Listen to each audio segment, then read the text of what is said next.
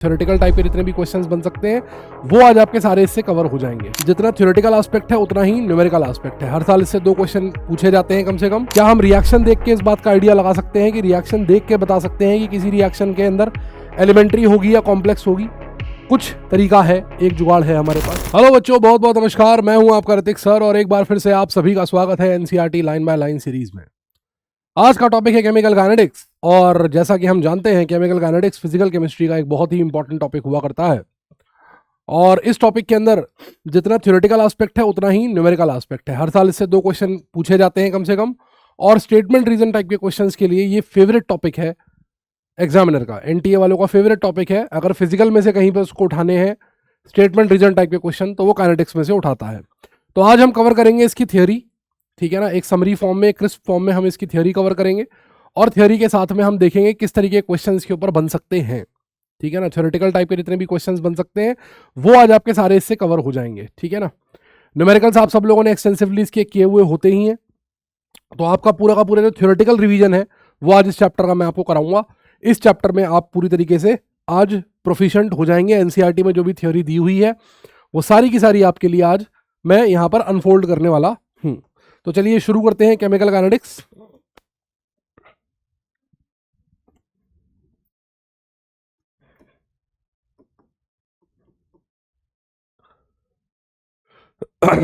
चलिए शुरू करते हैं केमिकल काइनेटिक्स। चलिए, वो ब्रांच फिजिकल केमिस्ट्री की जो रेट ऑफ रिएक्शन की स्टडी करती है उसे केमिकल काइनेटिक्स कहते हैं। देखिए, थर्मोडायनेमिक्स ये स्टडी करती है कि कोई रिएक्शन स्पॉन्टेनियस है या नहीं। केमिकल इक्विलिब्रियम ये स्टडी करता है कि कोई रिएक्शन किस एक्सटेंट तक होगी, किस डायरेक्शन में होगी, फॉरवर्ड होगी, बैकवर्ड होगी या दोनों डायरेक्शनों में होगी। लेकिन रेट को स्टडी करने वाली कोई भी साइंस की ब्रांच नहीं है। ऐसी कोई भी ब्रांच नहीं है केमिस्ट्री की जो रेट ऑफ रिएक्शन को स्टडी करती हो। इसके लिए केमिकल काइनेटिक्स का जन्म हुआ। केमिकल काइनेटिक्स को थर्मोडायनेमिक्स में से निकाला गया है। शुरुआत में ये मानते थे कि थर्मोडायनेमिकली जो रिएक्शन स्पॉन्टेनियस होती हैं वो फास्ट होती हैं। शुरुआत में मानते थे कि जो रिएक्शन स्पॉन्टेनियस होती हैं वो फास्ट होती हैं। फिर ऐसा पता लगा कि नहीं, ऐसा जरूरी नहीं है कि जो रिएक्शन स्पॉन्टेनियस है वो फास्ट हो, ऐसा जरूरी नहीं है। तो फिर काइनेटिक्स का जन्म हुआ। स्वांते आर्हेनियस नाम का एक साइंटिस्ट था जिसको हम लोग फादर ऑफ केमिकल काइनेटिक्स कहते हैं, जिसके नाम पर आप आर्हेनियस इक्वेशन भी पढ़ते हैं। उसने एक पूरी ब्रांच अलग से बनाई जिसका नाम था केमिकल काइनेटिक्स और वही हम लोग पढ़ते हैं। देखिए, 3 तरह की रिएक्शन होती हैं स्पीड के आधार पर। एक होती है वेरी फास्ट रिएक्शन, इन्हें लगता है 10⁻16 से 10⁻14 सेकंड्स फॉर कंप्लीशन। बहुत ही कम समय होता है ये। इंसान को पलक झपकने में 10⁻3 सेकंड लगते हैं और अगर आप डिवाइड करें इसको 10⁻16 से तो 10⁻13 बार पलक झपक लेंगे आप। इतना बड़ा नंबर है ये इतना बड़ा नंबर है। जैसे आयनिक रिएक्शंस हो गई, एसिड बेस न्यूट्रलाइजेशन हो गया, ये सारी की सारी वेरी फास्ट रिएक्शंस होती हैं। दूसरी होती है वेरी स्लो रिएक्शंस, इन्हें होने में महीनों सालों लग जाते हैं। रस्टिंग ऑफ आयरन कई महीनों में होती है ना। आयरन को आप गीला करके छोड़ दें, गीले उसमें छोड़ दें एटमॉस्फेयर में, तो कई महीनों बाद आपको उस पर रस्ट दिखाई पड़ेगी। कई महीनों बाद आप उस पर जंग देखेंगे। ऐसा नहीं होगा कि तुरंत ही जंग लग जाएगी उसके ऊपर। तो ये जो रिएक्शन होती है ये रिएक्शन है ना जी। दूसरा, डायमंड से ग्रेफाइट का बदलना, अप्रोक्सीमेटली 700 साल लगते हैं इस रिएक्शन को होने में। इसलिए हम कहते हैं हीरा है सदा के लिए। It is a very slow reaction, ठीक है। नाउ मॉडरेट, ना तो ये बहुत तेज होती हैं ना ये बहुत स्लो होती हैं। ना तो इतनी तेज होती हैं कि हमारी आंख झपकने से पहले ही खत्म हो जाए, ना ये इतनी स्लो होती हैं कि होती ही रहे और हमें कुछ पता ही ना चले। बीच में होती है, कुछ मिनटों में, कुछ सेकंडों में, मैक्सिमम कुछ घंटों में खत्म हो जाती हैं। तो इन्हें मॉडरेट रिएक्शंस बोलते हैं, ठीक है। Moderate reactions neither they are very fast nor they are very slow. Okay, few seconds और फ्यू मिनट्स लेती हैं ये होने के लिए। और ये मॉलिक्यूलर रिएक्शंस होती हैं, इनमें आयंस इन्वॉल्व नहीं होते। तो जिन जिन रिएक्शन में गैसेस इन्वॉल्व होंगी वो सारी की सारी इस कैटेगरी में आएंगी। जो भी रिएक्शंस गैस फेज में घट रही होंगी वो सारी की सारी रिएक्शंस मॉडरेट में आएंगी। अब काइनेटिक्स का मतलब है बेसिकली स्पीड, स्पीड को पढ़ना। स्पीड पढ़ने के लिए जरूरी है गाड़ी का चलते हो रहना, है ना। किसी गाड़ी की स्पीड आप कब निकाल पाओगे? जब गाड़ी चलती होगी। वेरी फास्ट रिएक्शन एक ऐसी गाड़ी है जो आपके सोचने से पहले चलती है और चल के अपनी मंजिल पर पहुंच जाती है। आप जब तक सोच पाएंगे तब तक तो काम हो चुका होगा। तो हम वेरी फास्ट की काइनेटिक स्टडी नहीं करते। वेरी स्लो तो चलेगी ही नहीं, वेरी स्लो तो चलेगी ही नहीं, बहुत ही धीरे धीरे चलती है। तो इसकी काइनेटिक स्टडी करने का फायदा नहीं, क्योंकि साल बहुत लगेंगे, टाइम बहुत लगेगा। तो हम काइनेटिक्स में पढ़ते हैं मॉडरेट रिएक्शन, ठीक है ना। इन केमिकल काइनेटिक्स हमें जो केमिकल काइनेटिक्स पढ़ाई जाती है, हमारे 12th के लेवल पे जो हमें पढ़ाई जाती है, वो पढ़ाई जाती है मॉडरेट रिएक्शन की काइनेटिक्स, ठीक है ना। कैसी रिएक्शंस की? मॉडरेट रिएक्शंस की, ठीक। जो ना तो बहुत स्लो होती हैं ना बहुत फास्ट होती है। तो हम लोग काइनेटिक्स पढ़ते हैं मॉडरेट रिएक्शंस की, ठीक है। चलिए,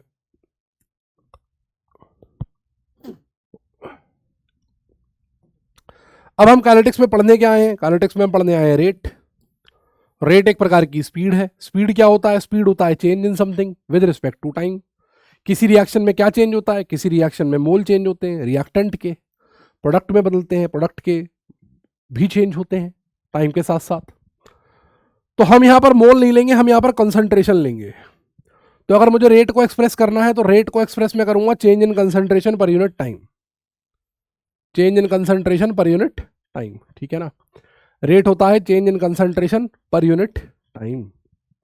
कंसंट्रेशन में change per unit time, unit time में जो कंसंट्रेशन में चेंज होता है उसको हम लोग रेट कहते हैं। Rate is change in concentration per unit time. अब किसकी कंसंट्रेशन चेंज होती है? मान लीजिए एक रिएक्शन हो रही है रिएक्टेंट से प्रोडक्ट, ये रिएक्शन हो रही है ना। आपने मान लीजिए इसकी कंसंट्रेशन टाइम t बराबर 0 पे ली, a मोल पर लीटर। t बराबर t पर इसमें से x खत्म हो गया और इसका x बन गया। तो बाबू किसकी कंसंट्रेशन चेंज हुई? क्या रिएक्टेंट की चेंज हुई? हाँ जी हुई। प्रोडक्ट की चेंज हुई? हाँ जी हुई। शुरू में 0 था, अब x है। यानी कि रेट हम दोनों के रिस्पेक्ट में लिख सकते हैं, a माइनस एक्स और x दोनों के रिस्पेक्ट में, यानी रिएक्टेंट और प्रोडक्ट दोनों के ही रिस्पेक्ट में रिएक्शन के रेट को एक्सप्रेस किया जा सकता है, ठीक है ना। कैसे निकालते हैं रेट? आइए देखते हैं। पहले होता है एवरेज रेट। एवरेज रेट वो रेट जो किसी टाइम इंटरवल पे निकाला जाता है। मान लीजिए कोई रिएक्शन है 2 घंटे चली, तो 2 घंटे के इंटरवल पे आपने जो टाइम इंटरवल पे रेट निकाला वो रेट कहलाता है एवरेज रेट। क्या कहलाता है? Average rate. तो वो रिएक्शन का रेट जो आप एक टाइम इंटरवल के अक्रॉस मेजर करते हैं, the rate you measure across a time table, मतलब अक्रॉस अ टाइम इंटरवल, उसे क्या बोलते हैं? उसे बोलते हैं एवरेज रेट। देखिए अभी ये रिएक्टेंट है, देखिएगा ध्यान से। ग्राफ को मैं फिर से ड्रॉ करता हूं आपके लिए। जैसा कि मैंने आपसे कहा कंसंट्रेशन वर्सेस टाइम,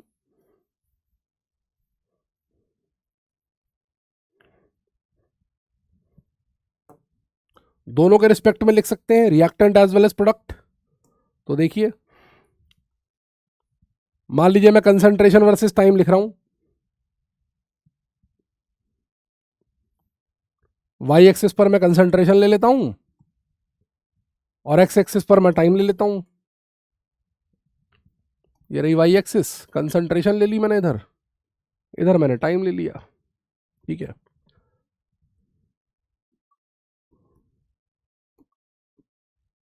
अब टाइम t बराबर 0 पर रिएक्टेंट की कंसंट्रेशन इतनी थी, मैक्सिमम होगा शुरुआत में। जैसे जैसे टाइम जाएगा वैसे वैसे रिएक्टेंट की कंसंट्रेशन घटती चली जाएगी, ये घटती चली गई लाइक दिस। मान लीजिए टाइम t बराबर t1 पे रिएक्टेंट की कंसंट्रेशन कितनी है? c बराबर c1 है।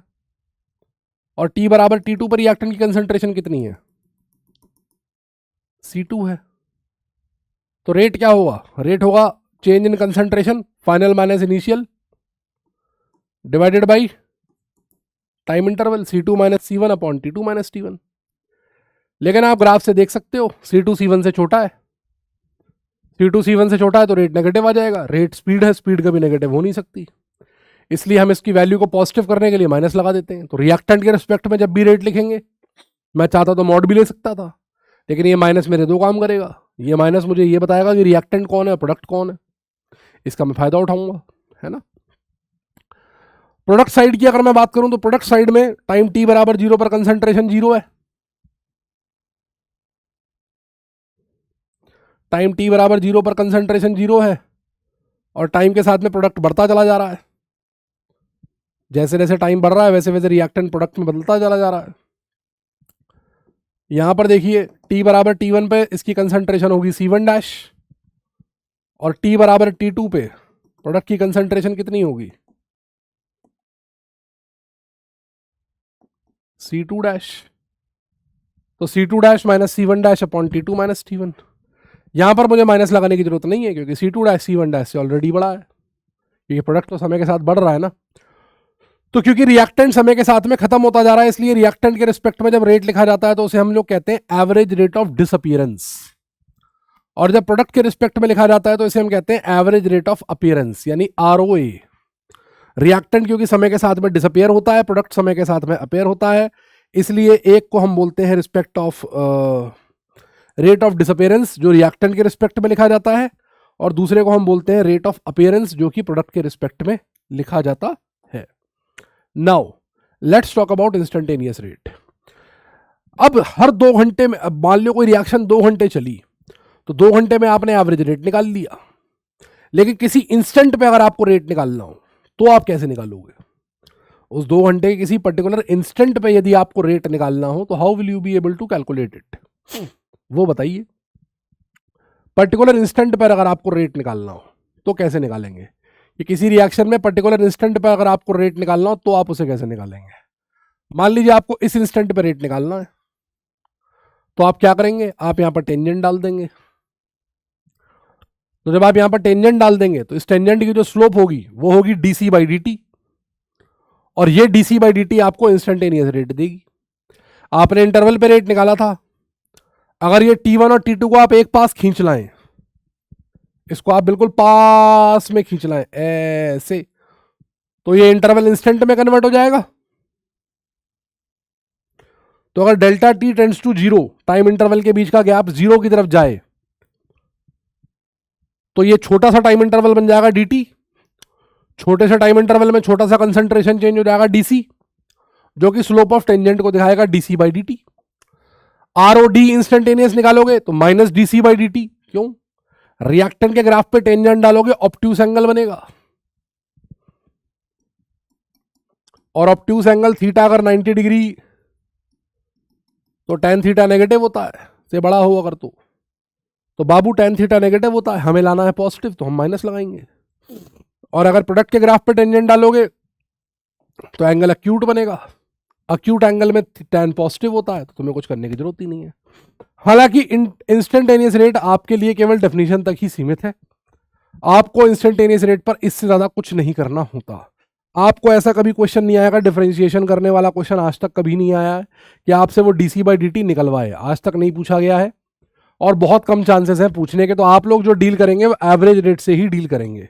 फिजिक्स में आप लोग डील करते हैं इंस्टेंटेनियस स्पीड से, लेकिन हमारे यहाँ इंस्टेंटेनियस स्पीड केवल बताने के लिए है, हमारे यहाँ इसका यूज बहुत ज्यादा नहीं होता। ठीक है,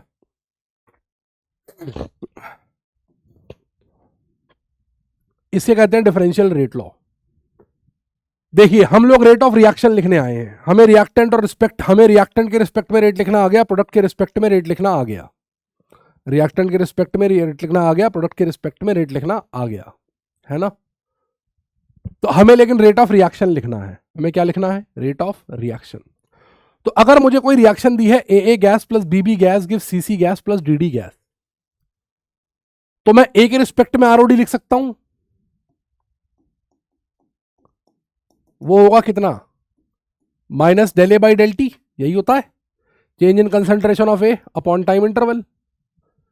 ऐसे ही अगर मुझे B के रिस्पेक्ट में ROD लिखना है तो वो यही होगा।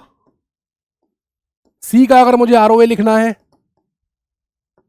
तो del C by del T, और D का अगर मुझे ROA लिखना है तो मैं लिखूंगा del D by del T, यही होता है। ठीक है ना, यही होता है।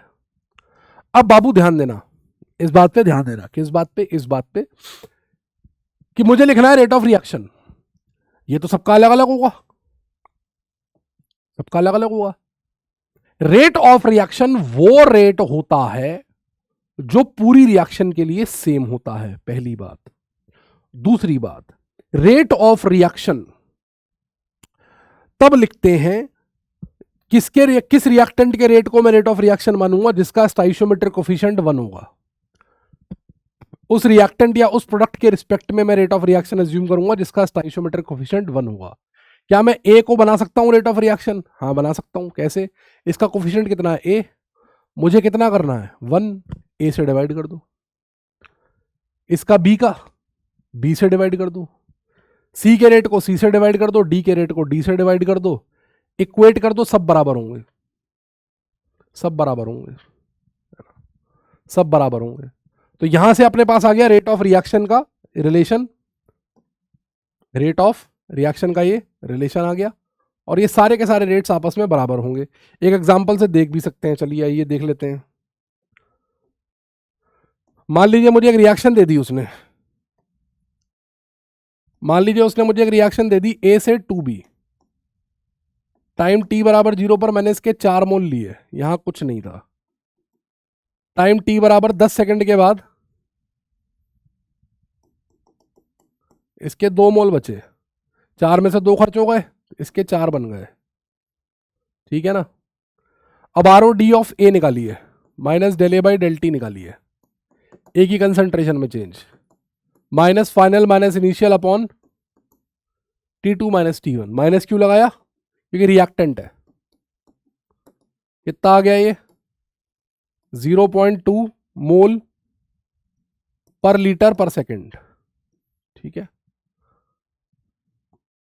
बी की कंसंट्रेशन में चेंज निकालिए, final minus initial upon T2 minus T1, 0.4 मोल पर लीटर पर सेकंड।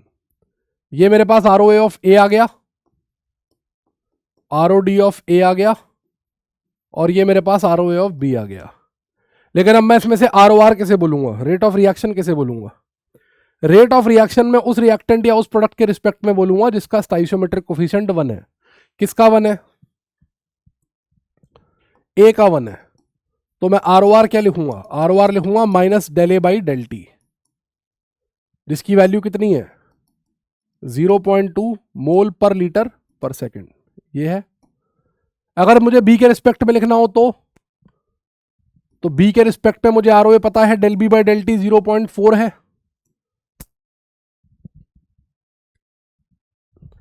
अगर मैं इसको इसके स्टाइशियोमेट्रिक कोफिशिएंट से डिवाइड कर दूं, अगर मैं इसको इसके स्टाइशियोमेट्रिक कोफिशिएंट से डिवाइड कर दूं तो देखो ये भी बराबर हो गया, है ना, ये भी बराबर हो गया। बात आई समझ में? तो इस तरीके से हम लोग रेट ऑफ रिएक्शन को डिफाइन करते हैं। इस तरीके से क्या लिखते हैं? रेट ऑफ रिएक्शन लिखते हैं, ठीक है। ROD and ROA, rate of disappearance and rate of appearance, are practical rates of a reaction, while rate of reaction is a theoretical term. Rate of reaction एक theoretical term होती है। ROD and ROA don't depend on stoichiometry of reaction, while ROR does. ROD और ROA को स्टाइशियोमेट्री से कोई फर्क नहीं पड़ता, लेकिन ROR को पड़ता है, ROR को पड़ता है, क्योंकि ROR लिखने के लिए आपको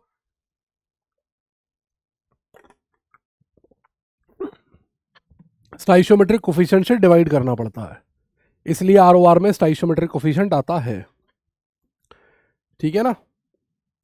ये इस एक्सप्रेशन की कुछ डिफरेंट फॉर्म्स हैं। अगर आपको गैस के फॉर्म में डाटा दिया हो, गैस के लिए डाटा दिया हो, तो यही कंसंट्रेशन की जगह आप पार्शियल प्रेशर भी लगा सकते हैं, क्योंकि ऑस्मोसिस में आपने पढ़ा था P बराबर CRT, तो P बराबर CRT एट कांस्टेंट टेम्परेचर,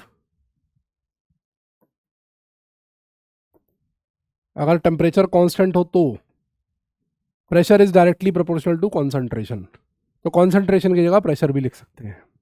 अगर आपको डाटा वेट में दिया हो तो वेट में आप इस तरीके से लिखेंगे, कंसंट्रेशन मोल पर लीटर होती है ना, डाटा वेट में दिया हो तो वेट अपॉन मॉलिकुलर वेट, मोल को खोल दीजिए, तो ये डाटा हो गया आपका ग्राम पर लीटर पर सेकंड में, ये डाटा किस में हो गया, ग्राम पर लीटर पर सेकंड में, या किलोग्राम पर लीटर पर सेकंड में, जिसमें भी दिया हो, है ना, इस तरीके से हो गया।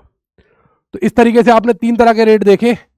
इस वाले रेट की यूनिट होती है मोल पर लीटर पर टाइम, टाइम इसमें सेकंड में भी हो सकता है, मिनट में भी हो सकता है, घंटों में भी हो सकता है।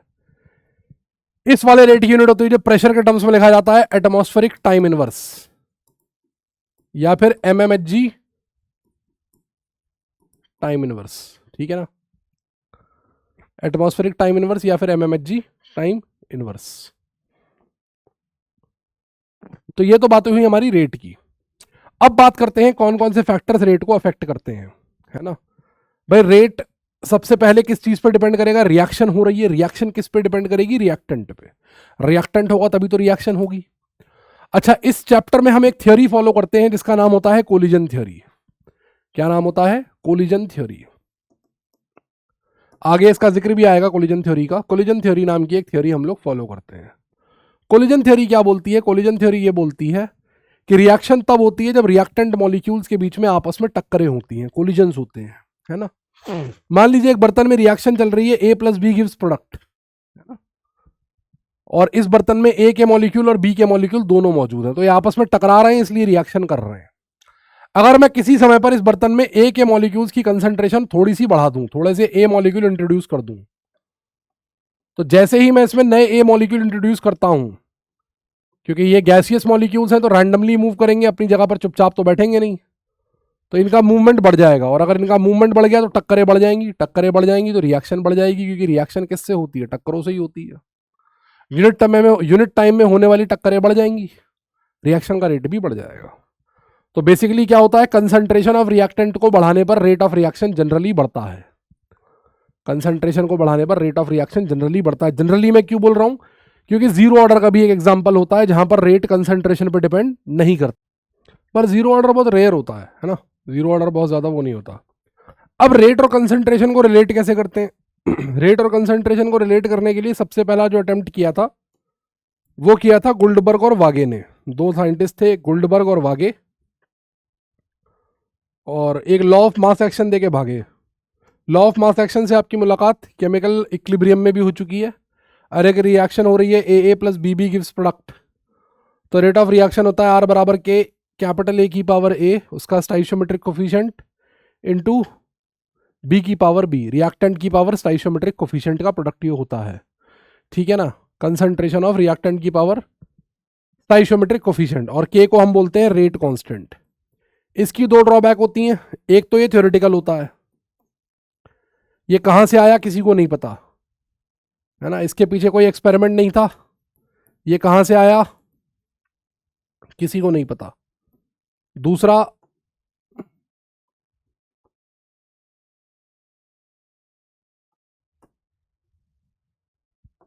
ये सारी रिएक्शंस पर लागू नहीं होता। दूसरी कमी इसकी है कि सारी रिएक्शंस के ऊपर ये लागू नहीं होता, कुछ पर लागू होता है, कुछ पर लागू नहीं होता। सारी रिएक्शंस के ऊपर ये लॉ लागू नहीं होता। Law of mass action it's not universal, ठीक है। तो जब लॉ ऑफ मास एक्शन नहीं लगा तो फिर लोगों ने लॉ ऑफ मास एक्शन से इंस्पिरेशन लेते हुए एक एक्सपेरिमेंटल रेट निकाला जिसे हम लोग रेट लॉ बोलते हैं, एक्सपेरिमेंटल एक्सप्रेशन निकाला जिसे हम लोग रेट लॉ बोलते हैं। ये कहता है कि किसी भी रिएक्शन का जो रेट होता है ना, किसी भी रिएक्शन का जो रेट होता है, that rate of any reaction is equal to the product of concentration of, इस लॉ के अकॉर्डिंग क्या होता है, इस लॉ के अकॉर्डिंग क्या होता है, इसके अकॉर्डिंग होता है कि किसी भी रिएक्शन का जो रेट होता है ना,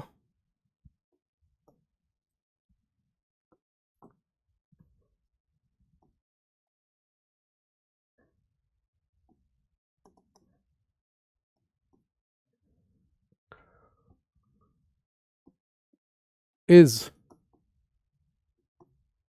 proportional to the product of concentration of reactants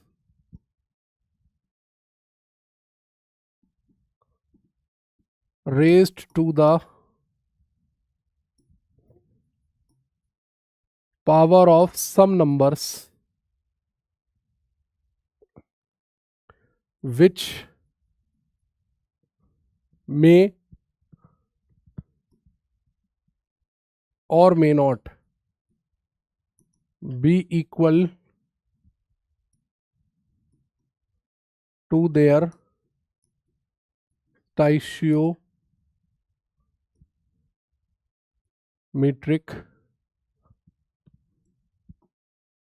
coefficients. ठीक है, रिएक्टेंट के ऊपर कुछ पावर चढ़ेगी, अब वो पावर जो है वो स्टाइशियोमेट्रिक कोफिशिएंट के बराबर हो भी सकती है और नहीं भी हो सकती है। ए की पावर एक्स, बी की पावर वाई। अब ये एक्स ए के बराबर हो भी सकता है, नहीं भी हो सकता, वाई बी के बराबर हो भी सकता है, नहीं भी हो सकता। जब एक्स और वाई ए और बी के बराबर हो जाएंगे तो ये रेट लॉ लोमा के बराबर हो जाएगा, और जब ये बराबर नहीं होंगे तो रेट लॉ लोमा के बराबर नहीं होगा। तो यहां पर दोनों केसेस को ले लिया गया। ठीक है, रेट लॉ एक एक्सपेरिमेंटल एक्सप्रेशन होता है, ये पूरा का पूरा एक्सप्रेशन एक्सपेरिमेंट से निकाला गया है। ठीक है, इसका कहीं पर भी थ्योरी से कोई लेना देना नहीं है। अब एक्स और वाई क्या होता है? एक्स और वाई होता है ऑर्डर ऑफ रिएक्शन। रिएक्शन का जो ऑर्डर होता है वो होता है रिएक्टेंट की पावर्स का सम। किसी भी रेट लॉ में रिएक्टेंट की पावर का जो सम होता है उसे रिएक्शन का ऑर्डर कहते हैं। अगर रिएक्शन लिखी हुई है आर बराबर के, ए की पावर एक्स, बी की पावर वाई, तो ऑर्डर ऑफ रिएक्शन लिखा हुआ है एक्स प्लस वाई। ऑर्डर एक एक्सपेरिमेंटली डिटरमाइंड क्वांटिटी होती है। ऑर्डर एक एक्सपेरिमेंटली डिटरमाइंड क्वांटिटी होती है, इसे एक्सपेरिमेंट के द्वारा निकाला जाता है। और क्योंकि एक्सपेरिमेंटल क्वांटिटी है तो ये पॉजिटिव होती है, नेगेटिव होती है, जीरो होती है, फ्रैक्शन होती है, कुछ भी हो सकता है। ऑर्डर कुछ भी हो सकता है। ठीक है, ऑर्डर क्या करता है? ऑर्डर क्या करता है? ऑर्डर क्या करता है? ऑर्डर क्या करता है? ऑर्डर करता है, ऑर्डर आपको यह बताता है कि किसी भी रिएक्शन में अगर आप रिएक्टेंट की कंसंट्रेशन को एक नोन फैक्टर से चेंज कर देते हैं, एक नोन फैक्टर से चेंज कर देते हैं, तो रेट का बिहेवियर किस तरीके से वेरी करेगा, रेट उस पर कैसे रिस्पॉन्स करेगा, यह आपको ऑर्डर बताता है। क्या मतलब है इस बात का? जैसे मान लीजिए एक रिएक्शन है ए से प्रोडक्ट, ये एक nth ऑर्डर की रिएक्शन है। किस ऑर्डर की रिएक्शन है? nth ऑर्डर की। अब इसमें R बराबर है के ए की पावर n, ये इसका रेट लॉ होगा। R बराबर के ए की पावर n इस रिएक्शन का रेट लॉ होगा। ठीक है, जब कंसंट्रेशन ए की मैंने A1 ली तो रेट की वैल्यू R1 है, सेटिस्फाई करेगी इसमें। R1 बराबर के A1 की पावर n। जब कंसंट्रेशन की वैल्यू A2 है तो रेट R2 होगा, R2 बराबर के A2 की पावर n। अगर मैं इन दोनों को डिवाइड कर दूं तो R2 अपॉन R1 बराबर आ गया A2 बाई A1। अब ये A2 बाई A1 जो है ये है फैक्टर ऑफ चेंज।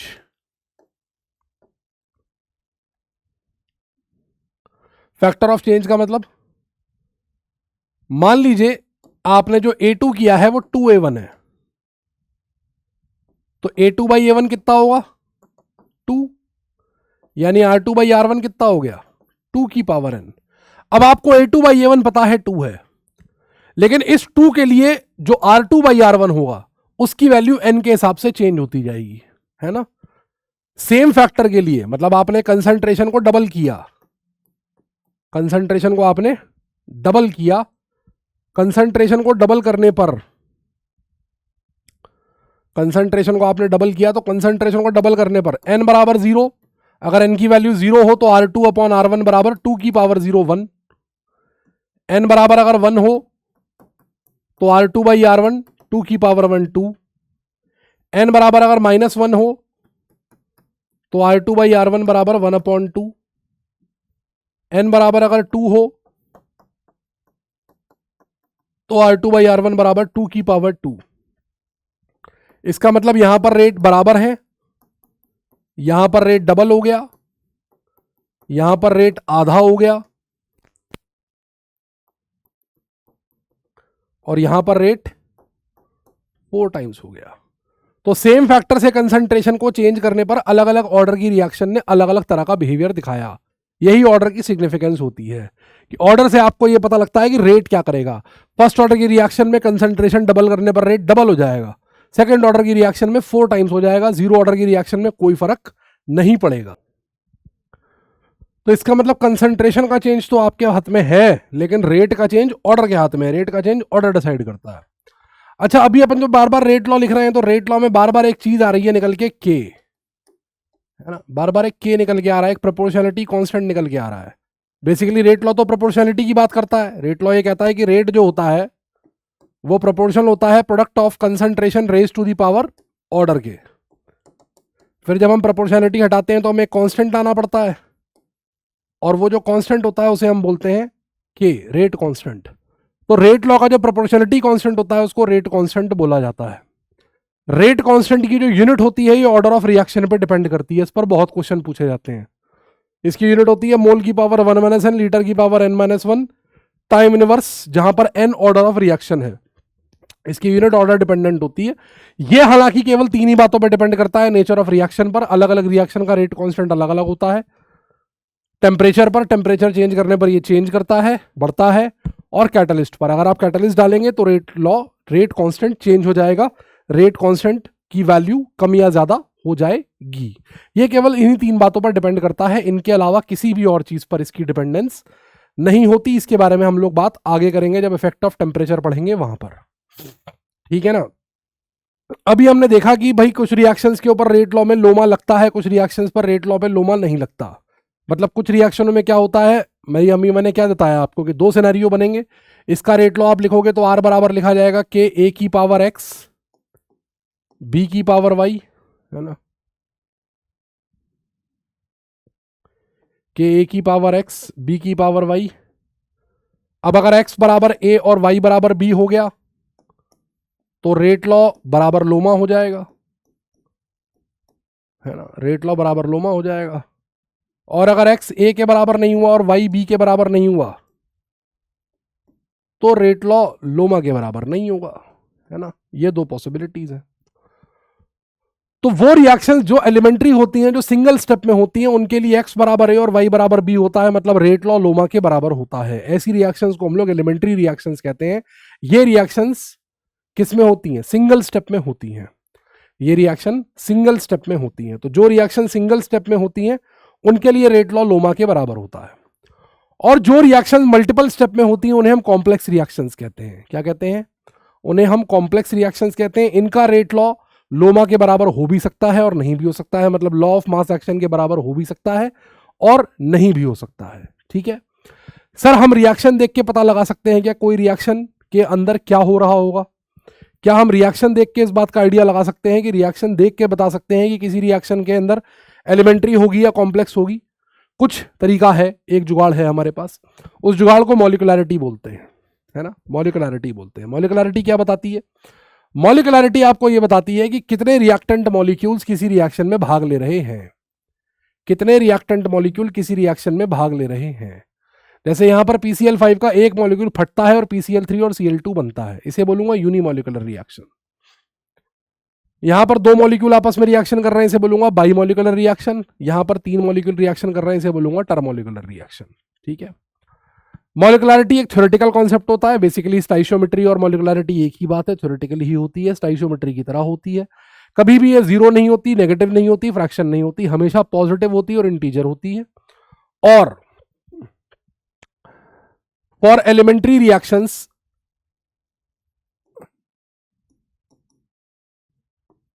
मॉलिक्युलैरिटी जो होती है, ये पहली बात तो डिफाइन ही केवल एलिमेंट्री रिएक्शंस के लिए होती है और इसकी वैल्यू हमेशा 3 या 3 से कम होती है। 3 या 3 से ज्यादा मॉलिक्यूल सिंगल स्टेप में कभी एक साथ रिएक्शन नहीं करते। 3 से ज्यादा molecules can never react in single step with each other. तो मॉलिक्युलैरिटी कभी भी किसी भी एलिमेंट्री रिएक्शन की 3 से ज्यादा नहीं हो सकती। अगर किसी रिएक्शन की मॉलिक्युलैरिटी 3 से ज्यादा है तो वो रिएक्शन एलिमेंट्री नहीं है, शर्तिया वो रिएक्शन कॉम्प्लेक्स है। तो अगर आपको किसी रिएक्शन में 3 से ज्यादा रिएक्टेंट मॉलिक्यूल्स दिख रहे हैं तो आप तुरंत ये बता दीजिए, तुरंत ये कह दीजिए कि भाई साहब ये रिएक्शन एलिमेंट्री नहीं हो सकती, इसका रेट लॉ लोमा के बराबर नहीं हो सकता, ये रिएक्शन हमेशा ही कॉम्प्लेक्स होगी, ठीक है। ये रिएक्शन हमेशा ही कॉम्प्लेक्स होगी। ठीक है, तो इस तरीके से आप पहचानेंगे एलिमेंट्री रिएक्शंस और कॉम्प्लेक्स रिएक्शन। ओके, इस तरीके से आप पहचानेंगे एलिमेंट्री रिएक्शन और कॉम्प्लेक्स रिएक्शन। अब एक सवाल आता है कि अगर कोई रिएक्शन एलिमेंट्री रिएक्शन है, अगर कोई रिएक्शन एलिमेंट्री रिएक्शन है तो उसका रेट लॉ कैसे लिखेंगे? वो तो सिंपल है, रिएक्शन को देख के लिख देंगे, लॉ ऑफ मास एक्शन लगा देंगे। लेकिन अगर रिएक्शन कॉम्प्लेक्स हो तो क्या करेंगे, है ना? रिएक्शन अगर कॉम्प्लेक्स हो तो क्या करेंगे? रिएक्शन अगर कॉम्प्लेक्स होगी तो कॉम्प्लेक्स रिएक्शन का रेट लॉ कैसे लिखा जाता है वो हम लोगों को देखना होगा। कैसे लिखा जाएगा रेट लॉ? देखिए, रेट लॉ कॉम्प्लेक्स रिएक्शन लिखने के लिए कॉम्प्लेक्स रिएक्शन में मल्टीपल स्टेप्स होंगी, है ना? मल्टीपल स्टेप्स होंगी। मल्टीपल स्टेप्स में एक स्टेप ऐसी होगी जो स्लोएस्ट स्टेप होगी, जो क्या होगी? स्लोएस्ट स्टेप होगी। आप उस स्टेप पर लॉ ऑफ मास एक्शन लगाएंगे। जो स्लोएस्ट स्टेप होगी उसी को हम लोग रेट डिटरमाइनिंग स्टेप कहते हैं। रेट डिटरमाइनिंग स्टेप क्या होती है? रेट डिटरमाइनिंग स्टेप वो स्टेप होती है सबसे स्लो होती है, क्योंकि रिएक्शन को सबसे ज्यादा समय होने में उसी स्टेप में लगता है। बाकी सारी स्टेप्स तो तेज तेज हो रही हैं। जैसे सपोज कीजिए आप एक क्लास में बैठे हैं, क्लास में 40-50 बच्चे बैठे हुए हैं, है ना? अब 40 बच्चे बैठे हुए हैं, 50 बच्चे बैठे हुए हैं, कोई चीज लिख रहे हैं, नोट कर रहे हैं। जो बच्चा सबसे धीरे लिख रहा होगा, जो बच्चा लिखने में सबसे ज्यादा टाइम लेगा, उसके लिखने पे पूरी क्लास के लिखने का रेट डिपेंड करेगा, क्योंकि जब तक वो लिख नहीं लेगा तब तक वो टीचर को आगे पढ़ाने नहीं देगा, है ना? तो जो सबसे स्लोएस्ट लिखने वाला बच्चा होगा वो रेट डिटरमाइनिंग स्टूडेंट होगा। ऐसे ही किसी भी कॉम्प्लेक्स रिएक्शन की मल्टीपल स्टेप में जो स्टेप सबसे स्लो होती है उसी स्लो स्टेप को हम लोग रेट डिटरमाइनिंग बोलते हैं, क्योंकि वो रेट को डिटरमाइन करती है, रिएक्शन के रेट का पता लगाती है। अगर उसमें कोई इंटरमीडिएट नहीं है, इंटरमीडिएट क्या होता है अभी समझाऊंगा, तो आप सीधे सीधे उस पर लोमा लगा दीजिए, और अगर इंटरमीडिएट है तो पहले इंटरमीडिएट हटाइए और फिर उस पर लोमा लगाइए, काम हो जाएगा, आपको रेट लॉ मिल जाएगा। देखिए मैं आपको 2 एग्जाम्पल समझाता हूं। मान लीजिए आपके पास एक रिएक्शन हो रही है, A + 2B गिव्स प्रोडक्ट। ये कॉम्प्लेक्स रिएक्शन है। इसका आपको मैकेनिज्म दिया है स्टेप 1। इसका आपको मैकेनिज्म दिया है step 1, A + B gives AB। Step 2, AB + B gives AB2। ये दे रखा है रिएक्शन में, ठीक है? ये उसने आपको रिएक्शन में दे रखा है। अब ये स्टेप स्लो है, ये स्टेप फास्ट है। आपको इसका रेट लॉ लिखना है। क्या लिखना है? रेट लॉ लिखना है। जो स्लो स्टेप है वो RDS है, और स्लो स्टेप में रिएक्टेंट कौन कौन मौजूद है? A और B मौजूद है। A रिएक्टेंट है, हाँ जी है। मेन रिएक्शन में रिएक्टेंट है, हाँ जी है। B रिएक्टेंट है, हाँ जी है। तो A और B क्योंकि मेन रिएक्शन के रिएक्टेंट है, तो आपको क्या करना है? आपको सिंपली इसके ऊपर लोमा लगा देना है। Apply law of mass action on RDS लगा दीजिए। R = K, A⁻1 B⁻1। ये लीजिए, ये आ गया लोमा। R = K, A⁻1 B⁻1। Order कितना आ गया? ऑर्डर आ गया 2। मॉलिक्युलरिटी, कॉम्प्लेक्स रिएक्शन की मॉलिक्युलरिटी मीनिंगलेस होती है, क्योंकि कॉम्प्लेक्स रिएक्शन की जो मॉलिक्युलरिटी होती है वो किसी काम की नहीं होती। क्यों नहीं होती? रिएक्शन आपसे कह रही है एक A का मॉलिक्यूल 2 B के मॉलिक्यूल से रिएक्शन करके AB2 बना रहा है, यानी टोटल 3 मॉलिक्यूल रिएक्शन कर रहे हैं। लेकिन अगर आप मैकेनिज्म देख रहे हैं तो A का एक मॉलिक्यूल B के केवल एक ही मॉलिक्यूल से मिल रहा है, यानी रिएक्शन में केवल 2 ही स्टेप्स हैं। यानी यहां पर मॉलिक्युलरिटी 3 आ रही है, लेकिन स्लो स्टेप कह रही है मॉलिक्युलरिटी 2 आ रही है। तो इसलिए हम कॉम्प्लेक्स रिएक्शन की ओवरऑल मॉलिक्युलरिटी का कोई सेंस नहीं लेते, उसको सेंसलेस मानते हैं। अगर वो बहुत आपसे पूछेगा तो आप RDS की मॉलिक्युलरिटी लिख देंगे। अगर वो आपके पीछे पड़ जाए कि नहीं बताओ, तो आप RDS की मॉलिक्युलरिटी को ही रिएक्शन की मॉलिक्युलरिटी बोल देंगे। RDS की मॉलिक्युलरिटी = 2। ठीक है, एक केस तो ये बनता है। अब इसी में दूसरा केस देखिए, दूसरी वेरिएशन देखिए। यही सेम रिएक्शन ले रहा हूं मैं, पेन चेंज कर लेता हूं। यही सेम रिएक्शन ले रहा हूं, A से 2B, A + 2B gives AB2। कोई चेंज मैंने नहीं किया, सेम रिएक्शन मैंने ले ली। स्टेप 1, मैकेनिज्म भी सेम रख रहा हूं, A + B गिव्स AB। और A B plus B gives A B two, step 2। ये वाली स्टेप अब फास्ट कर दी, ये वाली स्लो कर दी, और इसका इक्विलिब्रियम कांस्टेंट मुझे दे रखा है के इक्विलिब्रियम, ये दे दिया उसने मुझे, इसका इक्विलिब्रियम कांस्टेंट उसने मेरे को दे दिया के इक्विलिब्रियम। ठीक है, अब ये सॉल्व करना है, ध्यान दीजिए ध्यान दीजिए।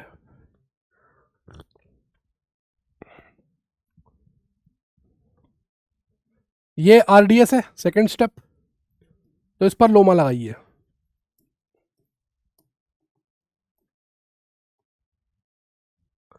आर बराबर के ए बी इंटू बी। अब ए बी को देखिए, ए बी ना तो रिएक्टेंट है ना प्रोडक्ट है, ए बी मैकेनिज्म में ही बन रहा है, मैकेनिज्म में ही खत्म हो जा रहा है। तो ऐसी चीज जो मैकेनिज्म में बनती है और मैकेनिज्म में ही खत्म हो जाती है उसे कहते हैं इंटरमीडिएट। जो ना तो रिएक्टेंट होता है ना प्रोडक्ट होता है, मैकेनिज्म में ही बनता है, मैकेनिज्म में निपट जाता है, उसे कहते हैं इंटरमीडिएट। और इंटरमीडिएट कभी भी रेट लॉ में नहीं लिखा जाता, उसको हटाया जाता है। कैसे हटाया जाता है? By equilibrium of fast step.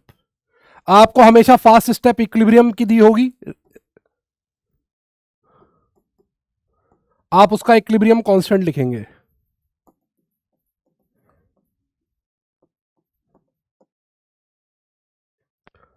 तो यहां से ए बी कितना आ जाएगा? के इक्विलिब्रियम ए बी। ये वैल्यू उठा के आप यहां डालेंगे तो आप देखेंगे कि आर कितना आता है, के इंटू के इक्विलिब्रियम ए बी का स्क्वायर। के इंटू के इक्विलिब्रियम को नया कांस्टेंट बोल दिया के डैश ए इंटू बी स्क्वायर, ए डैश के इंटू बी स्क्वायर। ठीक है,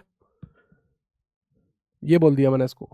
अब देखिए रेट लॉ बदल गया, केवल स्लो और फास्ट चेंज किया मैंने,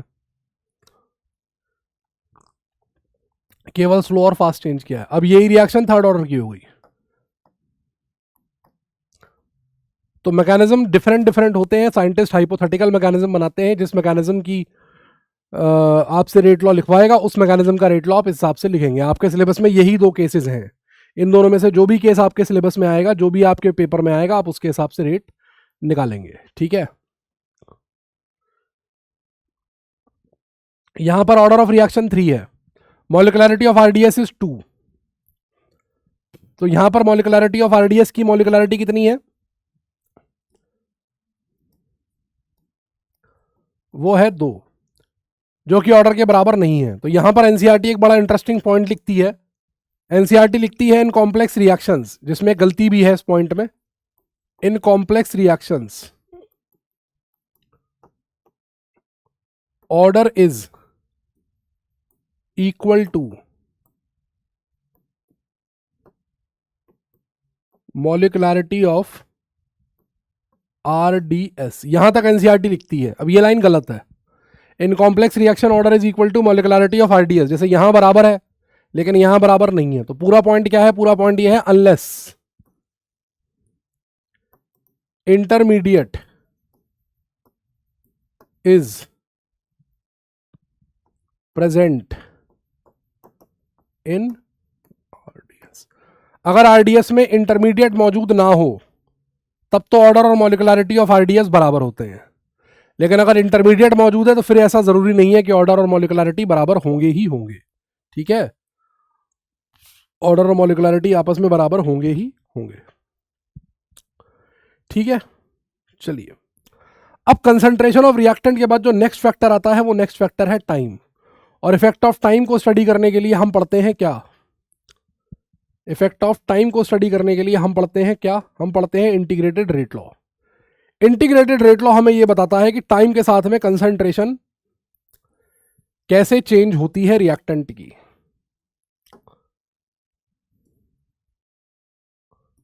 यह आपको बताता है कंसंट्रेशन ऑफ रिएक्टेंट किस तरीके से चेंज होती है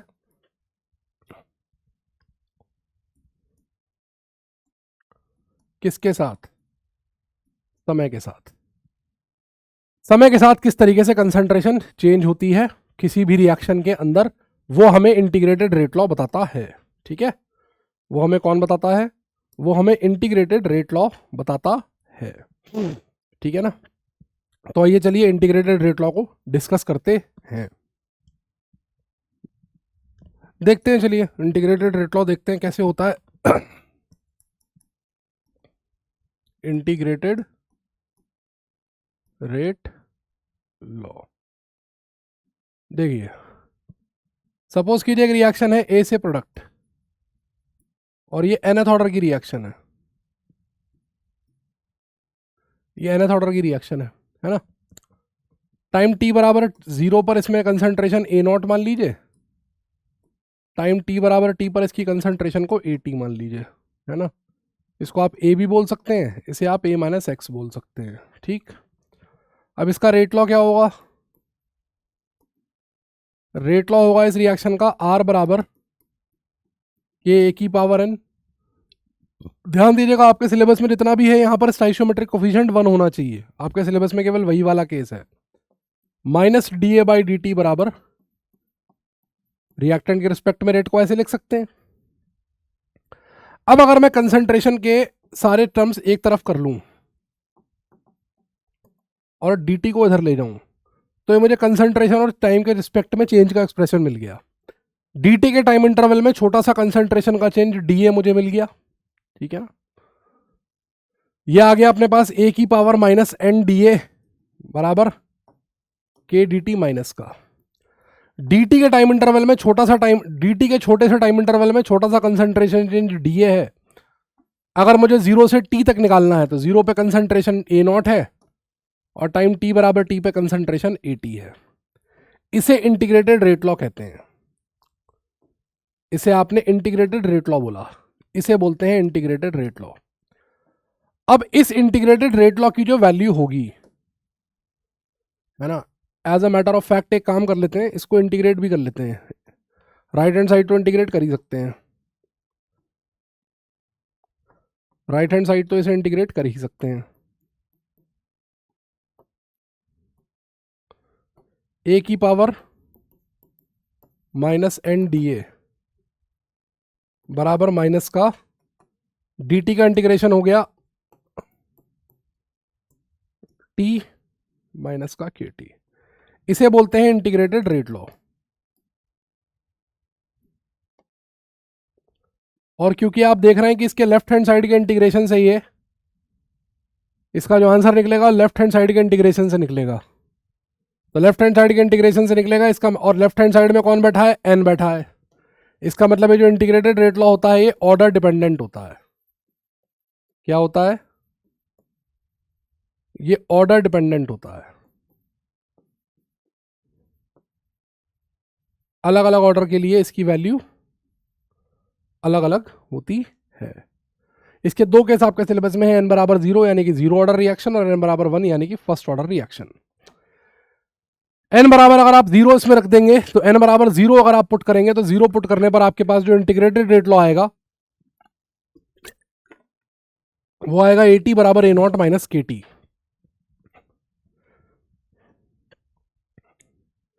फिर आप निकालते हैं half life time. Half life time क्या होता है? वो समय जहां पर इनिशियल रिएक्टेंट आधा बचे, वो समय जहां पर इनिशियल रिएक्टेंट क्या बचे? आधा बचे। तो एट टी बराबर टी हाफ जो इनिशियल रिएक्टेंट है वो आधा बचेगा ए नॉट बाई टू। अगर आप यहां पर ए नॉट बाई टू पुट कर देंगे तो आपको टी हाफ की वैल्यू मिल जाएगी ए नॉट बाई टू के। रिएक्शन तब तक चलती रहेगी जब तक रिएक्टेंट बचेगा। जब रिएक्टेंट खत्म हो जाएगा तो रिएक्शन भी खत्म हो जाएगी। वो समय जहां पर रिएक्टेंट बचेगा 0 यानी कि पूरा का पूरा रिएक्टेंट प्रोडक्ट में कन्वर्ट हो जाए, पूरा रिएक्टेंट अगर खत्म हो जाए तो उस समय को हम बोलेंगे टाइम ऑफ कंप्लीशन या फिर T100। यहां पर 80 बराबर 0 पुट कर दीजिए, आपके पास T100 आ जाएगा। T100 बराबर ए नॉट बाई के जो कि 2T हाफ के बराबर है। 0 ऑर्डर की रिएक्शन एक कांस्टेंट रेट से चलती है R बराबर के, जो टाइम के साथ चेंज नहीं होता। 4 पॉइंट मैंने बोले, ये चारों पॉइंट मैं ग्राफ पे दिखा सकता हूं। R वर्सेस टाइम, टाइम के साथ चेंज नहीं हो रहा है। ए टी बराबर A not minus K T, Y बराबर C minus M X, negative slope की लाइन है, स्लोप इसकी माइनस के बराबर है। टी हाफ बराबर ए नॉट बाई टू के। अगर T half versus A not का ग्राफ में प्लॉट करूं तो इसकी जो स्लोप होगी, इसका जो tan थीटा होगा वो होगा 1/2 के। T half versus A not का डायरेक्टली प्रोपोर्शनल होती है टी हाफ इस ए नॉट के, ठीक है ना। T half is a not के डायरेक्टली प्रोपोर्शनल होती है। तो ये इसके ग्राफ आ गए, 3 ग्राफ हैं इसके जो इंपॉर्टेंट है। Rate versus time, rate versus concentration का ग्राफ भी ऐसा ही होता है इसका, क्योंकि के ना तो कंसंट्रेशन पे डिपेंड करता है ना टाइम पे डिपेंड करता है। तो कई बार वो आपको रेट वर्सेस कंसंट्रेशन पूछ लेगा, वो भी ऐसा ही होता है, क्योंकि जीरो ऑर्डर की रिएक्शन ना तो कंसंट्रेशन ऑफ रिएक्टेंट पे डिपेंड करता है उसका रेट, ना ही टाइम पे डिपेंड करता है। अगर आप इसमें ये इसके इंपॉर्टेंट कैरेक्टरिस्टिक है, rate of zero order reaction is always constant, हमेशा कांस्टेंट होता है, ऑलवेज कांस्टेंट, कभी भी चेंज नहीं होता। यूनिट ऑफ रेट कांस्टेंट निकालेंगे, general unit of rate constant बताई थी मैंने आपको, मोल की पावर 1 - n, लीटर की power n-1 time inverse. n की वैल्यू अगर 0 पुट कर देंगे तो l की वैल्यू 0 पुट करने पर आप देखेंगे कि यूनिट आएगी मोल की power, mole litre inverse time inverse, जो कि रेट की यूनिट के बराबर होती है। कई बार आपसे क्वेश्चन पूछेगा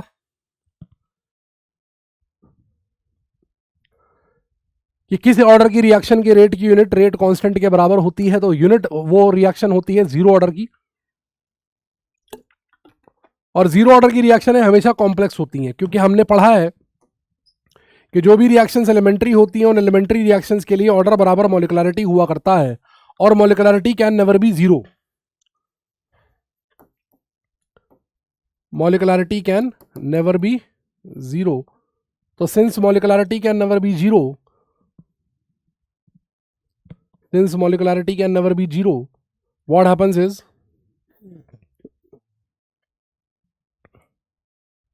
since molecularity can never be zero, तो ऑर्डर बराबर मॉलिक्युलरिटी होता है, और मॉलिक्युलरिटी जीरो नहीं हो सकता, इसलिए जीरो ऑर्डर की कोई भी रिएक्शन कभी भी एलिमेंट्री नहीं होती। एड्सॉर्प्शन जितना भी होता है वो सारा का सारा जीरो ऑर्डर होता है। जो भी फोटोकेमिकल रिएक्शंस होती हैं जो फ्री रेडिकल मैकेनिज्म से होती हैं ऑर्गेनिक केमिस्ट्री में, फोटोकेमिकल सारी की सारी रिएक्शंस जो होती हैं ये जीरो ऑर्डर की होती हैं। इनके रेट की डिपेंडेंस इंटेंसिटी ऑफ लाइट पर होती है, ना कि कॉन्सेंट्रेशन ऑफ रिएक्टेंट के ऊपर, जैसे कि हैलोजेनेशन ऑफ एल्केन्स, जैसे कि हैलोजेनेशन ऑफ एल्केन्स, जिसमें इंटेंसिटी ऑफ लाइट के बेसिस पर आपको अलग अलग प्रोडक्ट्स मिलते हैं। कम इंटेंसिटी की लाइट मारोगे अलग प्रोडक्ट मिलेगा, ज्यादा इंटेंसिटी की लाइट मारोगे अलग प्रोडक्ट मिलेगा। फर्स्ट ऑर्डर की बात अगर मैं करूं, फर्स्ट ऑर्डर में आप उसी रेट लॉ के अंदर n बराबर 1 पुट करेंगे। फर्स्ट ऑर्डर में आप n बराबर क्या पुट करेंगे, n बराबर 1 पुट करेंगे। 1 पुट करेंगे तो आपको इंटीग्रेटेड रेट लॉ मिलेंगे, AT बराबर A0 की पावर माइनस KT, इसे विल्हेमी इक्वेशन कहते हैं, या फिर K बराबर 2.303 over T log A0 by AT। Derivation इतना इंपॉर्टेंट नहीं है, केवल रिजल्ट इंपॉर्टेंट है ना, डेरिवेशन इतना इंपॉर्टेंट नहीं है, रिजल्ट्स इंपॉर्टेंट है, रिजल्ट्स को ध्यान से देख लीजिए, है ना। और तीसरा रिजल्ट है इसमें लॉग AT बराबर log A0 minus K upon 2.303T, ये इसके अंदर तीसरा रिजल्ट है जो कि इंपॉर्टेंट है। These 3 results are very very important here. हालांकि यूज आपको इसमें केवल सेकंड वाला करना है और आपको यूज कोई सा भी नहीं करना है, लेकिन आपको आने तीनों चाहिए। विल्हेमी इक्वेशन कई बार नाम से पूछी जाती है, इसमें से विल्हेमी इक्वेशन कौन सी है, कई बार वो नाम से पूछ लेता है क्योंकि नेम्ड इक्वेशन है।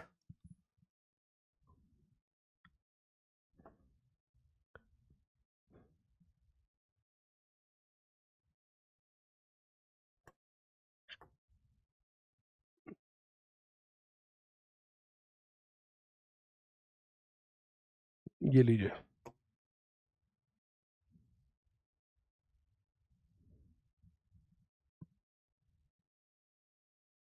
ठीक है।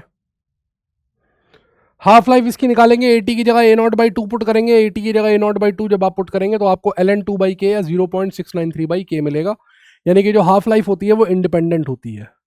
फर्स्ट ऑर्डर में कोई भी हाफ लाइफ इनिशियल कंसंट्रेशन से इंडिपेंडेंट होती है, मतलब आपने एक रिएक्शन स्टार्ट करी 1 मोलर से, कंसंट्रेशन को आधा होने में यानी 0.5 मोलर होने में मान लीजिए 20 मिनट लगे, तो अगर आप वो रिएक्शन 2 मोलर से भी स्टार्ट करते, 5 मोलर से भी स्टार्ट करते, 0.5 मोलर से भी स्टार्ट करते, लेकिन उसको आधा होने में उतना ही टाइम यानी कि 20 मिनट ही लगते।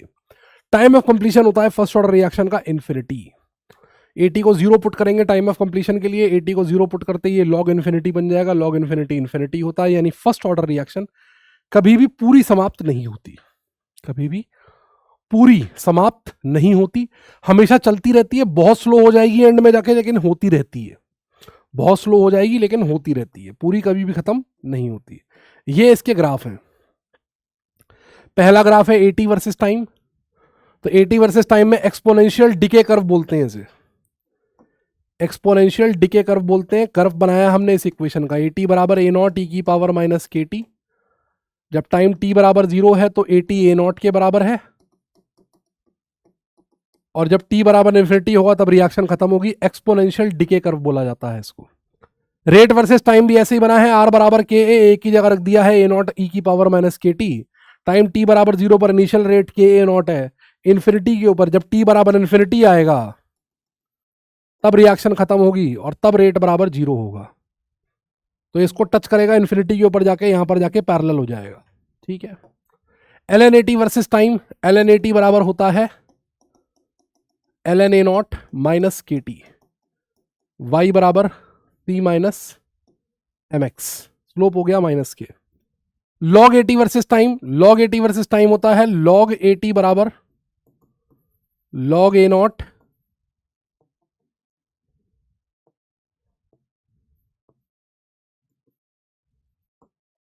Minus K by 2.303 t, y बराबर c minus mx। Slope change हो जाएगी, बाकी ग्राफ का नेचर सेम रहेगा। t हाफ बराबर 0.693 बाई के, ये सेम रहेगा।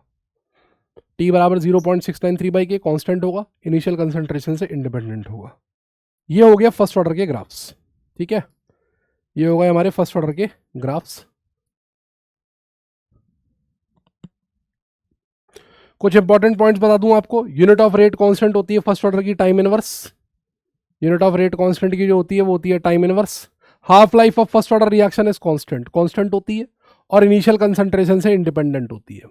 इसी वजह से कुछ प्रॉपर्टीज का जन्म होता है, जैसे कि मान लीजिए आप रिएक्शन की इनिशियल कंसंट्रेशन 100 से चले, 100 से 50 होने में समय लगेगा t हाफ, 50 से 25 होने में फिर समय लगेगा t हाफ, 25 से 12.5 होने में समय लगेगा t हाफ, फिर लगेगा t हाफ। अब देखिए 100 से 25 होने में, जब 100 से चले थे 25 बचा, यानी 75% रिएक्शन खत्म हो गई। 75% रिएक्शन में कितना समय लगा, t हाफ 2t हाफ। तो जहां पर 2t हाफ में जीरो ऑर्डर रिएक्शन खत्म हो जाती है, वहां फर्स्ट ऑर्डर रिएक्शन केवल 75% हो पाती है, 2t हाफ। ऐसे ही आप 100 से चले और 12.5 बची, यानी 87.5% रिएक्शन खत्म हो गई, समय लगेगा 3t हाफ। और 100 से चले और 6.25 बचा, 93.75, ये होता है 4t हाफ। डायरेक्ट रिजल्ट है, कहीं भी किसी भी न्यूमेरिकल में डायरेक्ट लगा सकते हैं, कहीं कोई दिक्कत नहीं होगी। इसके अलावा कुछ रिजल्ट और होते हैं। T90 होता है 2.303 ओवर के, याद रखिएगा।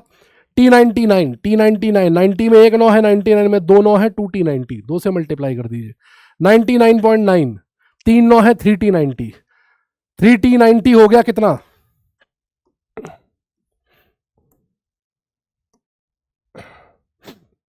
3 इंटू 2.3 ओवर के, 6.9 ओवर के, यानी कि 10t हाफ, 10 हाफ लाइफ के बराबर। 99.9% होने में रिएक्शन को 10 हाफ लाइफ लगती हैं। ऐसे ही वो आपसे कहे T99.99 निकालिए, 4 9 है, 4T90। जितने वो आपसे पूछे 99.999999 9 गिनिए, मल्टीप्लाई कर दीजिए, आपका आंसर आ जाएगा फट से। ठीक है ना, चलिए ओके। फर्स्ट ऑर्डर का एक बड़ा इंपॉर्टेंट केस होता है सूडो फर्स्ट ऑर्डर रिएक्शन या सूडो यूनिमॉलिकुलर रिएक्शंस। अगर मान लीजिए कोई रिएक्शन ऐसी दे रखी है आपको जिसके अंदर कोई एक रिएक्टेंट एक्सेस में है, तो वो रिएक्शन के दौरान चेंज नहीं होगा। कोई रिएक्टेंट अगर एक्सेस में है तो वो रिएक्शन के दौरान चेंज नहीं होगा, और अगर वो रिएक्शन में एक्सेस के दौरान चेंज नहीं होगा तो वो रिएक्टेंट के रेट को भी अफेक्ट नहीं करेगा, तो उसके रिस्पेक्ट में रेट कांस्टेंट हो जाएगा। जैसे एसिडिक मीडियम में hydrolysis of ester, acidic medium में हाइड्रोलिसिस ऑफ एस्टर। अब इसका जो एक्चुअल रेट लॉ होता है वो होता है आर बराबर के एस्टर इनटू पानी। तो बेसिकली ये रिएक्शन सेकंड ऑर्डर की होती है, लेकिन पानी एक्सेस में होता है, बहुत ज्यादा होता है। थोड़ा बहुत पानी अगर उसमें से खत्म भी हो गया जितना आपने लिया था तो कोई बहुत फर्क तो पड़ेगा नहीं। थोड़ा बहुत पानी अगर खत्म भी हो गया तो कोई फर्क तो पड़ेगा नहीं, क्योंकि पानी तो एक्सेस में होता है ना। तो पानी के एक्सेस में होने की वजह से, पानी के एक्सेस में होने की वजह से जो इसका रेट लिखा जाता है, क्योंकि पानी की कंसंट्रेशन प्रैक्टिकली कांस्टेंट रहती है, तो इस कांस्टेंट को मैं के में मर्ज कर दूंगा, के डैश इनटू एस्टर। ये रिएक्शन है नहीं सेकंड, ये है नहीं फर्स्ट ऑर्डर की, लेकिन ये बिहेव करने लगी फर्स्ट ऑर्डर जैसी, क्योंकि इसमें पानी एक्सेस में है। तो इस रिएक्शन को हम कहते हैं सूडो फर्स्ट ऑर्डर रिएक्शन या फिर सूडो यूनिमोलिकुलर रिएक्शन। ठीक है, यहां पर जो के डैश होगा इसे बोलूंगा मैं सूडो ऑर्डर रेट कांस्टेंट। इसकी यूनिट होगी सेकंड इनवर्स। क्या यूनिट होगी इसकी? Second inverse. और यहां पर जो रेट कांस्टेंट होगा के, ये सेकंड ऑर्डर का रेट कांस्टेंट होगा। और इन दोनों में रिलेशन क्या होगा? के इंटू कंसंट्रेशन ऑफ वाटर। और आपको पता है कि प्योर वाटर की कंसंट्रेशन होती है 55.5। एनसीईआरटी में एक सॉल्ट एग्जांपल दिया हुआ है जहां पर ये देके सूडो ऑर्डर रेट कांस्टेंट निकलवाया है। देख लीजिएगा, चेक कर लीजिएगा, सॉल्ट एग्जांपल दिया है एनसीईआरटी में सूडो यूनिमोलिकुलर के जस्ट नीचे। इंपॉर्टेंट एग्जांपल है, ये रिलेशन यूज किया है। कैसे आया रिलेशन मैंने आपको बता दिया। तो ये तो होगा रेट लॉ। रेट लॉ होने के बाद रेट लॉ, इसमें एक बार और बात बता दूं मैं आपको, basic hydrolysis of second order reaction होती है। Basic hydrolysis of ester is a second order reaction. इसे साबुनीकरण कहते हैं, सैपोनिफिकेशन। और ये सेकंड ऑर्डर की रिएक्शन होती है, it is not a first order reaction. तो हमेशा याद रखिएगा, acidic hydrolysis of ester, inversion of cane sugar, ये फर्स्ट ऑर्डर की रिएक्शंस होती हैं। अगर कहीं पर कोई रिएक्टेंट एक्सेस में है, जैसे मान लीजिए बी को मैंने एक्सेस में ले लिया या ए को एक्सेस में ले लिया, तो जो एक्सेस में है वो के अंदर घुस जाएगा, कांस्टेंट हो जाएगा के डैश इंटू बी स्क्वायर। अब ये रिएक्शन सेकंड ऑर्डर की तरह बिहेव करने लगी। तो जो रिएक्टेंट एक्सेस में होगा उसकी कंसंट्रेशन कांस्टेंट होगी और वो जाके रेट कांस्टेंट में मर्ज हो जाएगा। ये सूडो यूनिमोलिकुलर का सीधा सीधा कॉन्सेप्ट होता है। ठीक है ना।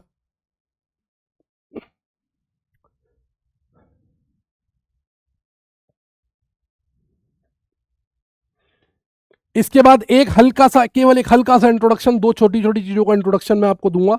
एक हल्का सा इंट्रोडक्शन आपको मैं दो छोटी छोटी चीजों का दूंगा। एक तो second order reaction. Second order reaction में n बराबर 2। सेकंड ऑर्डर रिएक्शन आपके डिटेल में बहुत ज्यादा सिलेबस में नहीं है, केवल ये तीन चीजें आपके सिलेबस में है। रेट लॉ होता है 1/80 बराबर 1/a0 प्लस kt। इसको ऐसे भी लिखते हैं, कई किताबें इसको ऐसे भी लिखती हैं, 1/80 minus 1/a0 is equal to kt। ऐसे भी लिखा जाता है इसको। ठीक है। हाफ लाइफ टाइम होता है इसका 1/ka0। टी हाफ जो होता है 1/a0 के इनवर्सली प्रोपोर्शन होता है।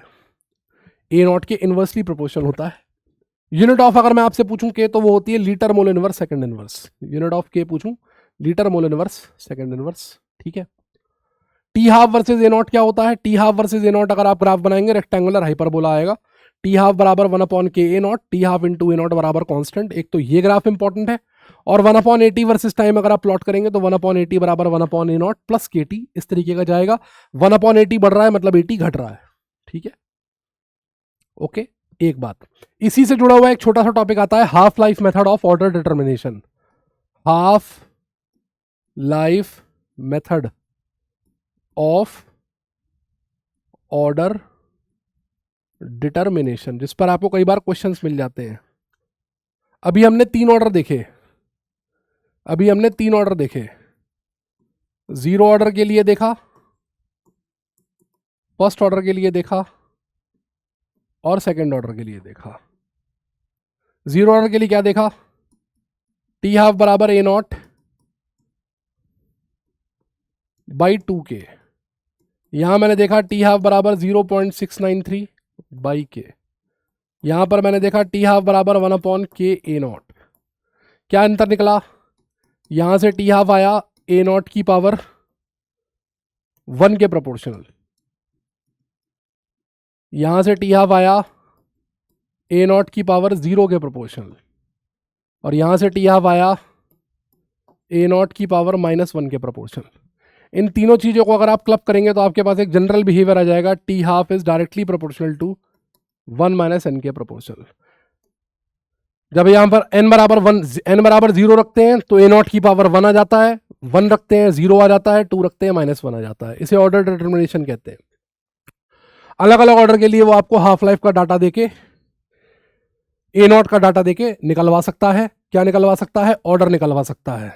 इसको ऐसे भी लिख सकते हैं, T1/T2 बराबर A1/A2 की पावर। दो अलग अलग कंसंट्रेशन आपको दे देगा और आपसे कहेगा कि बेटा इसका ऑर्डर निकाल के दिखा दो, जरा बता दो फटाफट रिएक्शन ये कौन से ऑर्डर की है। T1/T2 बराबर A1/A2 की पावर 1 - n। जैसे मान लीजिए फॉर एग्जाम्पल वो आपसे कहे a0 और टी हाफ का डाटा दे दे, वो आपसे कहे ये 2 मोलर है तो हाफ लाइफ 20 मिनट है।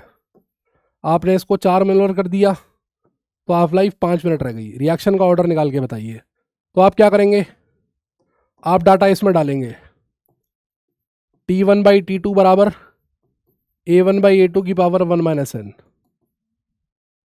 4 बराबर हाफ की पावर 1 माइनस n, 2 की पावर n माइनस 1 बराबर 2 की पावर 2, इसे 2 की पावर n माइनस 1 लिख लिया, यहाँ से n माइनस 1 बराबर 2 आ गया, पावर कंपेयर कर ली, n बराबर आ गया 3, थर्ड ऑर्डर आ गया। इस तरह का क्वेश्चन करने को आ जाता है। ये छोटी सी चीज़ है, इंटीग्रेटेड रेट लॉ का इंपॉर्टेंट रिजल्ट है। ठीक है, अब आइए रिएक्शन होती कैसे है, इसके ऊपर बात करते हैं। रेट लॉ की बात हम लोगों ने कर ली, अब हमें ये समझना है कि रिएक्शन होती कैसे है, क्योंकि अभी हमें जो तीसरा फैक्टर है टेम्परेचर और चौथा फैक्टर है कैटालिस्ट, उसके लिए हमें ये समझना पड़ेगा कि रिएक्शन होती कैसे है। रिएक्शन के होने का जो हिसाब किताब होता है वो दिया जाता है कोलिजन थ्योरी से। कोलिजन थ्योरी इस चैप्टर की बेसिक थ्योरी है, जिसके ऊपर ये पूरा का पूरा चैप्टर खड़ा हुआ है। कोलिजन थ्योरी के मैक्स स्ट्रॉट्स और विलियम लुइस ने दिया था, और ये थ्योरी एक सिंपल बाइमोलिकुलर गैसियस रिएक्शन के ऊपर बेस्ड होती है। कोई रिएक्शन हो रही है, A2 + B2 gives 2AB, simple का मतलब सिंगल स्टेप में रिएक्शन हो रही है, बाइमोलिकुलर मतलब 2 मॉलिक्यूल रिएक्शन कर रहे हैं और गैस फेज में रिएक्शन हो रही है। ठीक है, ये रिएक्शन ये बोलती है, ये थ्योरी ये बोलती है कि रिएक्टेंट के बीच में जब टक्कर होती है तभी रिएक्शन कंप्लीट होती है। जब रिएक्टेंट मॉलिक्यूल्स कोलाइड करते हैं, रिएक्शन कंप्लीट होती है। 1 सेकंड में 1 यूनिट वॉल्यूम में जितनी भी रिएक्टेंट मॉलिक्यूल्स के बीच में टक्करें होती हैं उसे कोलिजन फ्रीक्वेंसी कहते हैं, और ये कोलिजन फ्रीक्वेंसी रूम टेम्परेचर पे अप्रोक्सीमेटली 10⁻25 होती है। यानी 100 मोल टक्करें होती हैं, लगभग 100 मोल टक्करें होती हैं रिएक्टेंट्स के बीच में रूम टेम्परेचर पे। जब इतनी टक्करें होती हैं तो भाई साहब फिर रिएक्शन मॉडरेट नेचर की क्यों होती है? रिएक्शन को तो सुपर फास्ट होना चाहिए, सुपर डुपर फास्ट होना चाहिए, लेकिन रिएक्शन गैसियस रिएक्शंस मॉडरेट होती हैं। ऐसा क्यों? ऐसा इसलिए क्योंकि इनके बीच में जितने भी कोलिजन्स होते हैं वो सारे के सारे रिएक्टेंट को प्रोडक्ट में बना पाए, ऐसा जरूरी नहीं होता है ना। इफेक्टिव कोलिजन्स वो कोलिजन्स होते हैं जो रिएक्टेंट को प्रोडक्ट में कन्वर्ट कर पाते हैं।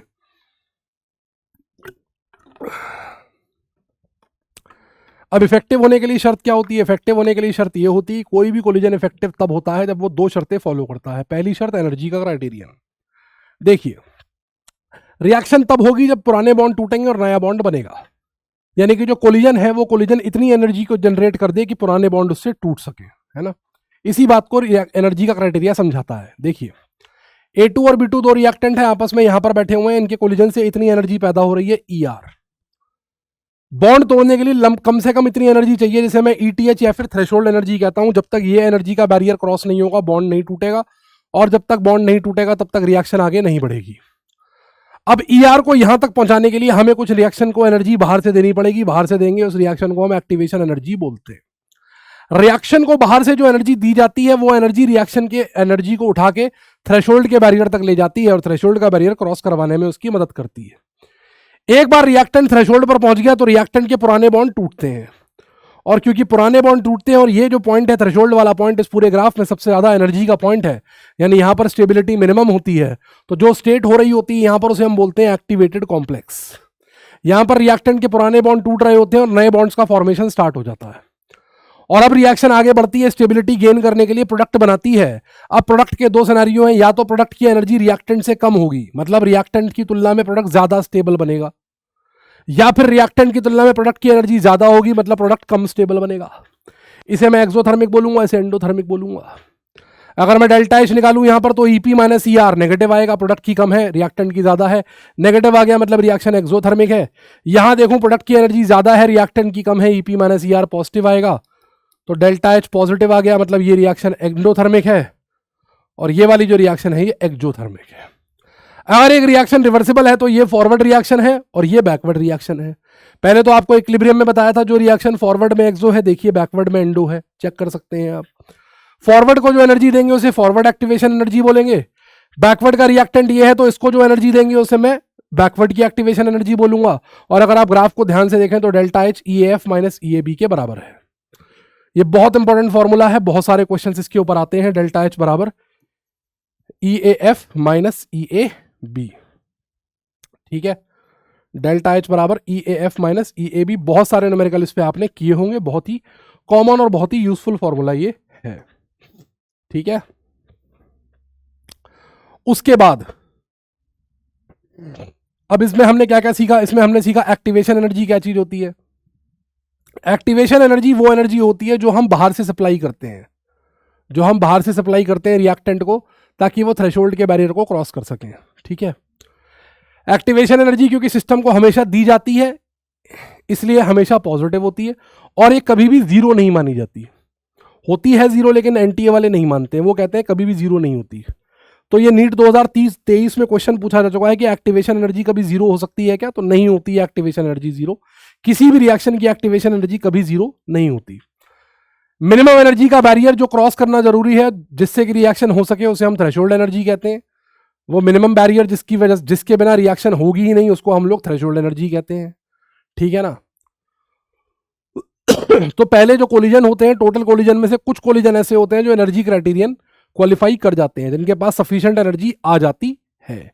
ठीक है, जिनके पास सफिशिएंट एनर्जी आ जाती है। अब जिन कोलिजन्स के पास सफिशिएंट एनर्जी आ गई, क्या वो सारे के सारे प्रोडक्ट बना देंगे? नहीं, ऐसा जरूरी नहीं है। क्यों जरूरी नहीं है? क्योंकि ओरिएंटेशन नाम की भी एक चीज होती है। दिशा का प्रॉपर होना जरूरी है। जैसे ए इधर से आ रहा है, बी इधर से आ रहा है, दोनों आपस में टकराए तो यहां पर कॉम्प्लेक्स बना, यहां पर पुराने बॉन्ड टूटे, नए बॉन्ड बने, ए बी बन गया, प्रोडक्ट बन गया। लेकिन यहीं पर कोलिजन अगर ऐसे हुआ होता कि ए इधर जा रहा होता और बी इधर आ रहा होता, तो भले ही कितनी एनर्जी से टकरा जाते, लेकिन प्रोडक्ट कभी नहीं बनता। भले ही ये कितना ज्यादा एनर्जेटिक कोलिजन होता, लेकिन ये कभी भी प्रोडक्ट में कन्वर्ट नहीं हो पाता। No product would have been formed. That means केवल एनर्जी का होना जरूरी नहीं है, ओरिएंटेशन का होना भी जरूरी है। तो कोलिजन हो रहे हैं इत्ते, एनर्जी आ रही है इत्तों में केवल प्रॉपर, और उसमें से प्रॉपर ओरिएंटेशन वाले हो रहे हैं केवल इत्ते से। इसलिए भले ही मुझे कोलिजन दिख इतने सारे रहे हैं, लेकिन मेरे काम के केवल इतने से हैं, और रिएक्शन इसलिए मॉडरेट है। ये रिएक्शन जो है इसलिए क्या है? मॉडरेट है।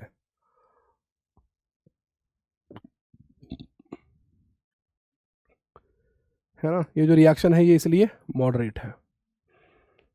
अच्छा, एक्टिवेशन एनर्जी के बारे में दो बातें और बता दूं आपको। एक्टिवेशन एनर्जी एक तो पॉजिटिव होती है, never be zero for any reaction. दूसरा, higher the activation energy slower is the reaction. जितनी ज्यादा एक्टिवेशन एनर्जी होती है, रिएक्शन उतनी ही स्लोअर होती है। ठीक है, क्योंकि उतना ही ऊंचा थ्रेशोल्ड का बैरियर होगा। जितनी एनर्जी आपको देनी पड़ेगी उतना ऊंचा बैरियर है, और जितना बैरियर है समय उतना ज्यादा लगेगा। और activation energy does not depend on temperature. ये बहुत इंपॉर्टेंट बात है। एक्टिवेशन एनर्जी टेम्परेचर पे डिपेंड नहीं करती। ठीक है, एक्टिवेशन एनर्जी टेम्परेचर पे डिपेंड नहीं करती। तो अब अगर इफेक्ट ऑफ टेम्परेचर की बात अपन करें, इफेक्ट ऑफ टेम्परेचर की अगर अपन लोग बात करें, तो इफेक्ट ऑफ टेम्परेचर क्या होता है? टेम्परेचर बढ़ाने पर रिएक्शन का रेट बढ़ता है। तो टेम्परेचर बढ़ाने पर रिएक्शन का रेट क्यों बढ़ता है? पहला डाउट हमारा एक्टिवेशन एनर्जी पे जाता है कि ये कुछ ना कुछ करती होगी, इसलिए रेट बढ़ जाता है। लेकिन अभी अभी मैंने आपको बता दिया कि भैया जो एक्टिवेशन एनर्जी होती है ये तो टेम्परेचर पे डिपेंड ही नहीं करती। तो आरेनियस नाम का एक साइंटिस्ट था जिसने ये समझाया कि भैया ज्यादा से ज्यादा मॉलिक्यूल थ्रेशोल्ड का बैरियर क्रॉस करना शुरू कर देते हैं। जब आप टेम्परेचर बढ़ाते हैं तो ज्यादा मॉलिक्यूल थ्रेशोल्ड का बैरियर क्रॉस करना शुरू कर देते हैं, थ्रेशोल्ड एनर्जी का बैरियर क्रॉस करना शुरू कर देते हैं। इसको समझाने के लिए हम लोग एक कर्व यूज करते हैं जिसे हम लोग मैक्सवेल बोल्ट्जमैन एनर्जी कर्व बोलते हैं। इसको समझाने के लिए हम एक कर्व यूज करते हैं जिसे हम लोग Maxwell Boltzmann energy distribution curve बोलते हैं। अगर आप वाई एक्सिस पर, क्योंकि गैसेस के जो मॉलिक्यूल्स होते हैं, गैसेस के मॉलिक्यूल रैंडम वेलोसिटीज से मूव कर रहे होते हैं, इसलिए ये हम क्योंकि गैसियस रिएक्शन ही स्टडी कर रहे हैं, तो हम ये तो कह ही नहीं सकते कि जितने भी गैसियस रिएक्टेंट मॉलिक्यूल्स हैं उन सबके पास एनर्जी बराबर बराबर है। नहीं, ऐसा हम नहीं कह सकते, है ना, ऐसा हम नहीं कह सकते।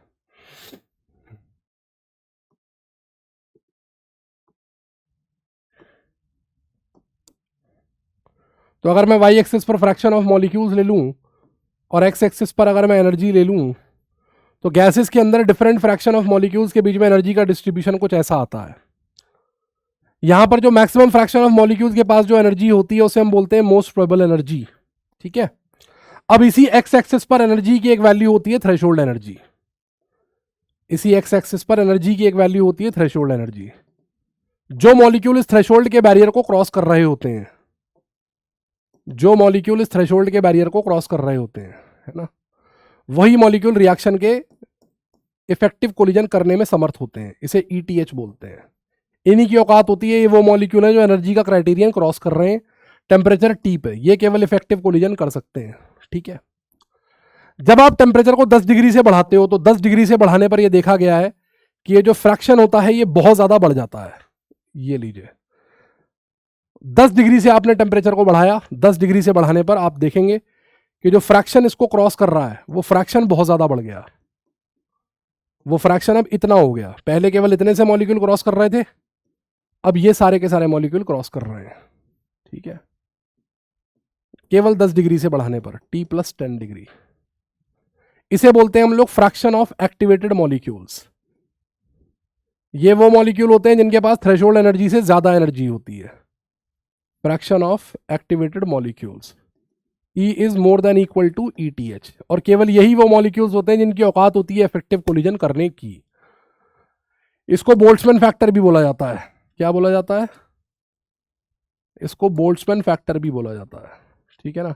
और इसकी वैल्यू होती है e⁻⁻ इस फ्रैक्शन को बोल्ट्जमैन फैक्टर भी बोला जाता है। इसे बोलते हैं फ्रैक्शन ऑफ इफेक्टिव मॉलिक्यूल्स, और ये होता है मैक्सवेल बोल्ट्जमैन एनर्जी डिस्ट्रीब्यूशन। तो आर्हेनियस क्या कह रहा है? आर्हेनियस ये कह रहा है कि भैया जितने भी कोलिजन्स हो रहे हैं होने दो।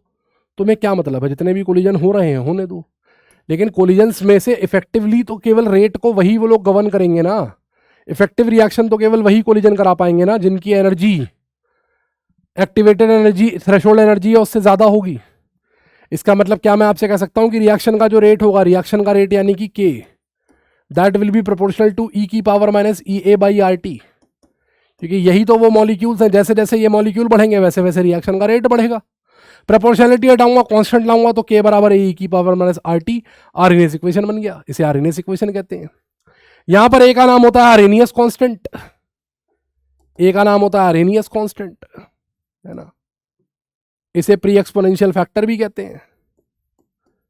एक का नाम होता है आर्हेनियस कांस्टेंट, इसको प्री एक्सपोनेंशियल फैक्टर भी कहते हैं।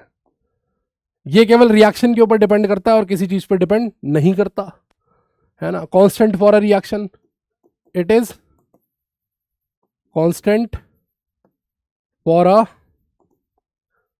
Given reaction. ठीक है ना, constant for a given reaction. जैसे जैसे टेम्परेचर बढ़ता जाएगा, ये देखिए, जैसे जैसे टेम्परेचर बढ़ता जाएगा वैसे वैसे K बढ़ता जाएगा। K की मैक्सिमम वैल्यू को A कहते हैं। It is the maximum value of rate constant of any reaction. तो what is Arrhenius constant? Arrhenius constant is maximum value of rate constant of any reaction, K max is equal to A। इसमें आप T की value infinity put करेंगे, K की value maximum हो जाएगी, A आ जाएगा। Graph कुछ इस तरीके का बनता है, K वर्सेस टेम्परेचर। ठीक है, और ये डिफरेंट डिफरेंट टेम्परेचर्स के ऊपर कंपैरिजन है, जिससे कि आप देख सकते हैं एक्टिवेशन एनर्जी कांस्टेंट भी होती है, पॉजिटिव भी होती है, तो उस पर फर्क पड़ेगा नहीं। अगर T2 T1 से बड़ा है तो ये राइट हैंड साइड वाला ब्रैकेट पॉजिटिव, E/2.303 R बचपन से पॉजिटिव, इसका मतलब log K2/K1 ये भी पॉजिटिव, इसका मतलब K2 K1 से बड़ा है। रिएक्शन का रेट टेम्परेचर बढ़ाने पर बढ़ेगा, इसलिए रिएक्शन का रेट टेम्परेचर बढ़ाने पर बढ़ता है। ठीक है,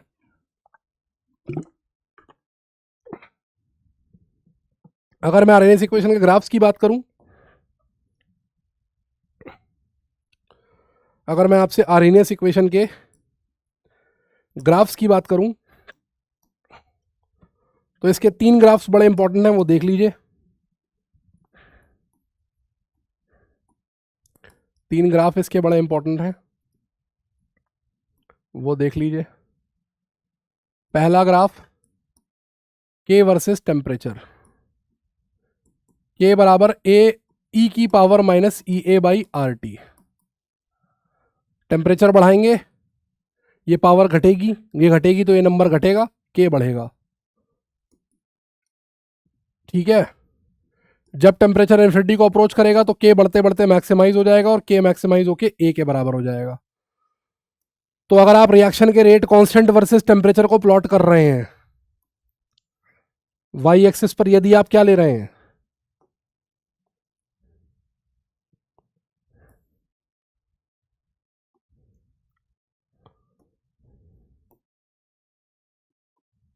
तो ये ऐसे बढ़ता हुआ जाता है।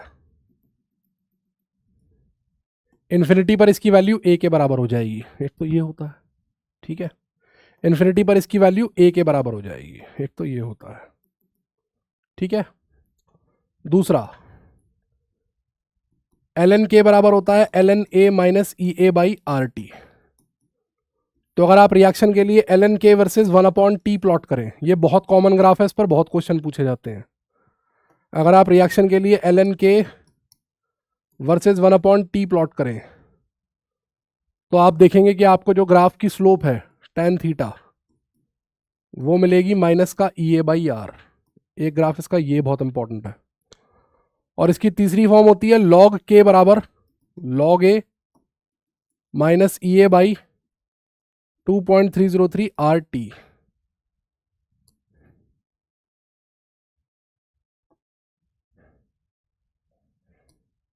तो अगर आप यहां पर log k versus 1/t plot करेंगे तो ग्राफ सेम आएगा।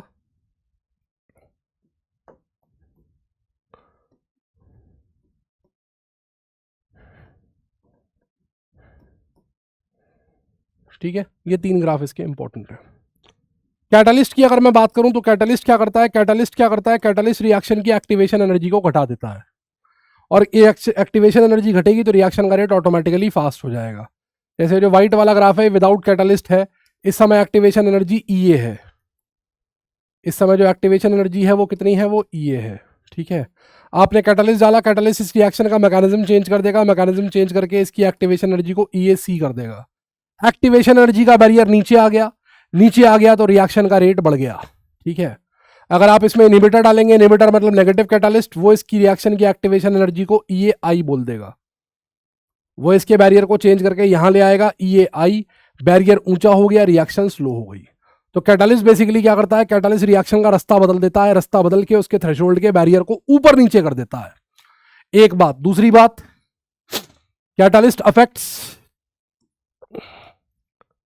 Catalyst affects forward and backward reactions by same extent. Catalyst forward और बैकवर्ड रिएक्शन को सेम एक्सटेंट से अफेक्ट करता है। इसका क्या मतलब हुआ, इसका ये मतलब हुआ जैसे आपने इस रिएक्शन में कैटलिस्ट डाला, देखिएगा ध्यान से, जैसे ये रिएक्शन हो रही है, अब ये क्या है, ये है ई ए एफ, और ये क्या है, ये है ई ए बी। तो इसकी डेल्टा एच कितनी होगी, E A F minus E A B, यही तो होगी। अब आपने इसमें कैटलिस्ट डाला, तो जैसे ही आप इसमें कैटलिस्ट डालेंगे ये बैरियर को नीचे ले आएगा, जितना इसने फॉरवर्ड को सरका दिया उतना ही इसने बैकवर्ड को सरका दिया,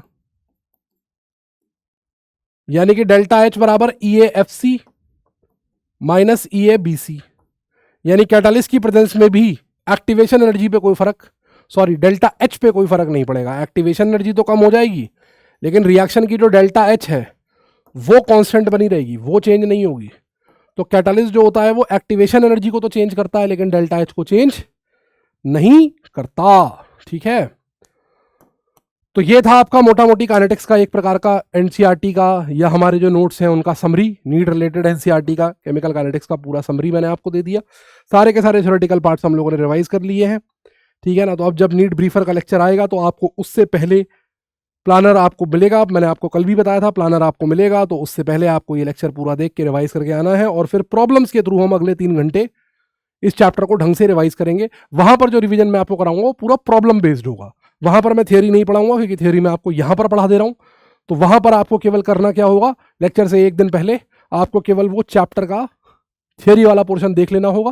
क्विकली आप देख लेंगे क्योंकि छोटे छोटे लेक्चर्स दे रहा हूं, तो क्विकली आप देख लेंगे, आपको समय भी नहीं लगेगा, और हम लोग रिवीजन करेंगे through out all the problems, ठीक है। तो चलिए बहुत जल्दी आपसे मिलते हैं अगले लेक्चर में, तब तक के लिए धन्यवाद, नमस्कार, टाटा, बाय बाय, जय हिंद, जय भारत।